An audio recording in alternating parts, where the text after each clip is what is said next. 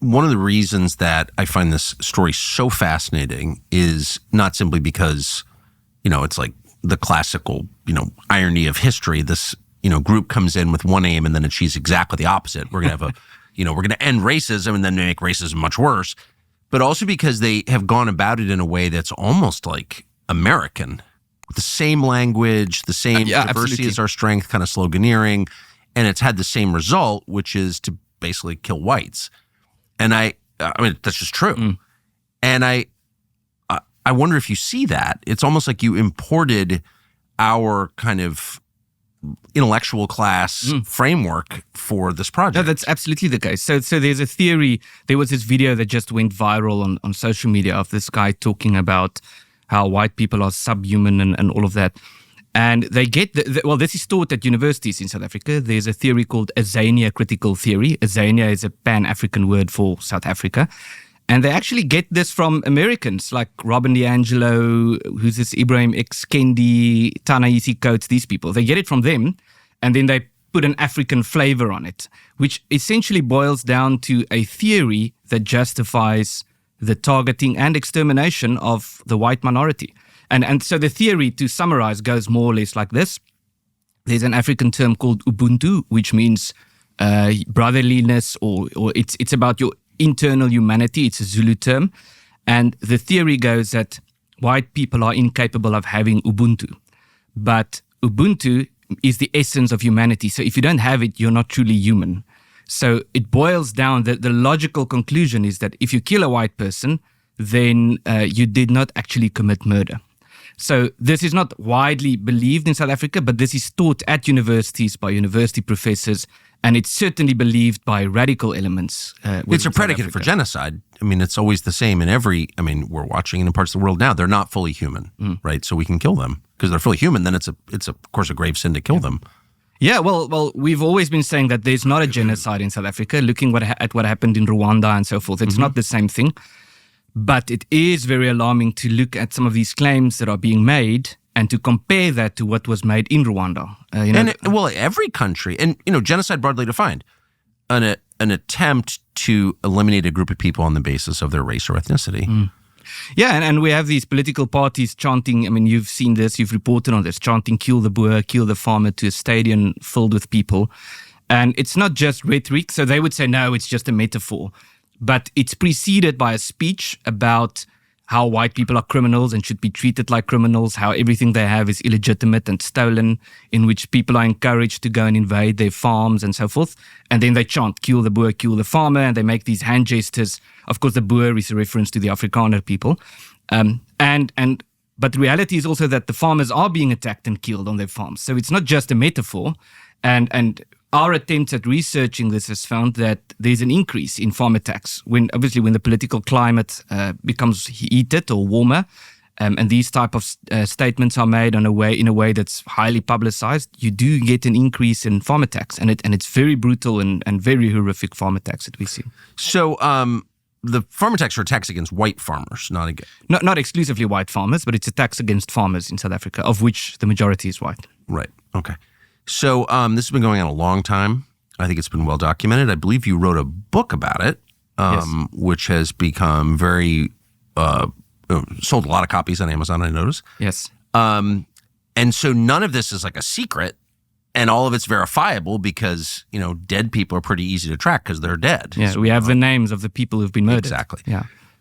But in the United States, the country that inspired the revolution that you're living through, our media have ignored that and then gone beyond ignoring it to attack anyone who brings it up as a, quote, white supremacist. Yeah, well, I could tell you so many stories about this. So Please do. For example, I was on your show a few years ago to talk about the farm murders and the extent to which we were attacked by American media as a result of that. I had someone from CNN come see me in my office in Pretoria and to interview me about farm attacks. And the entire interview was about you. So he would put things to me and say, did you know Tucker Carlson said the following? Do you agree with this statement? And did you know that Donald Trump said this? And are you comfortable with this? And so I paused him at one stage and I said, what are we doing? I thought we were here to talk about farm murders and what's happening in South Africa. But the argument was that because Trump made that comment about farm murders in 2018, it has to be a non-existing issue because Trump is a liar and everything he says is false.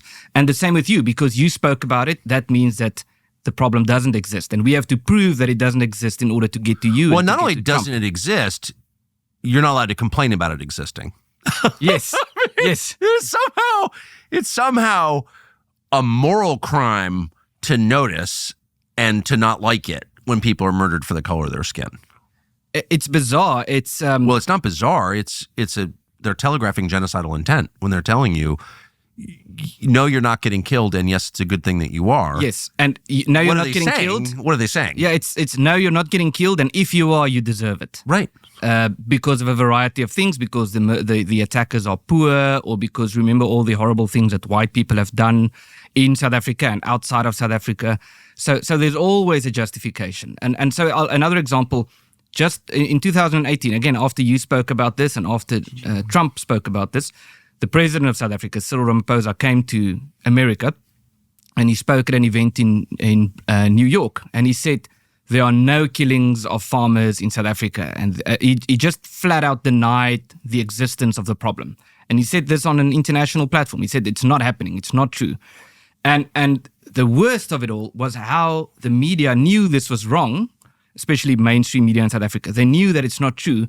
And so they immediately rushed to his defense, writing articles like, this is what he actually meant to say. And then they sort of justify what's happening. And so we really do sometimes feel that our biggest battle is not primarily against what the government is doing, but against how the media is reporting. But just consider this. I mean, if Tootsies in Kilgallee in 1994 said, boy, a lot of us seem to be getting hacked to death by machetes, and reporters or political figures said, shut up, you're a Tutsi supremacist for saying so, I think we could fairly say the people shouting them down are pro-genocide of Tutsis. Yeah. I mean, what's the other explanation? I don't really get it. I mean, honestly, what's the other explanation? Well, the explanation that is used in court cases. So, by the way, this Kill the Boer chant was found in court not to be hate speech, according to South African law. It's not hate speech. Yeah. Killing people is not hate speech. Yeah, chanting about killing people. You know why it's not hate speech? Because it's not speech they hate. That's why. Well, maybe that's speech it. They approve of. So the arguments that is used or are used to defend this type of rhetoric would always be something like, you need to see it in context. You need to remember the apartheid system. You need to remember what these people went through. That they deserve to be killed. You need to remember that. Yeah, so the argument is that they're actually commemorating the historic struggle, and that's why they are still chanting this today. I would disagree with you. I think what they're saying is the people getting murdered deserve to be murdered, so stop complaining about it. Yeah, well, a few people are saying that out loud, but there does seem to be the sentiment. Look, at some point, I don't need you to explain your motive if I have a clear glimpse of your actions. If I know what you're doing, I don't have to hear you explain why you're doing it. I already know because the motive is displayed in the action. Do you know what I mean? Yep. So in other words, if I pull out a gun and shoot you and somebody said, did you not like Ernst? Yeah. I can say whatever I want, but I just shot you. So I think it's kind of fair to infer that I didn't like you. Yeah, right? But the motive is also explained in the words. So they're trying to defend the words. Right. It's a famous story of Chamberlain and Churchill. When Chamberlain came back from meeting Hitler and he said, no, well, I met him and, I think we're going to find peace. And then Churchill said, no, well, I read what he said and I believed him. Yeah. And so you can just read what they're saying. If you read the policy documents of the ruling party, they say they want to convert South Africa into a communist society. They want to have a revolution in South Africa. And if you listen to the more radical parties to the left of them, they openly chant about killing white people. So they say these things out loud. And now there are obviously more to the fringe. You find the more extreme rhetoric in South Africa, but it's very alarming and how people just rush to their defense all the time. Thanks for watching our YouTube channel. We hope you'll subscribe to it. And by the way, you can hit the little bell on there and get notifications every time we produce a video. We hope you'll do that also.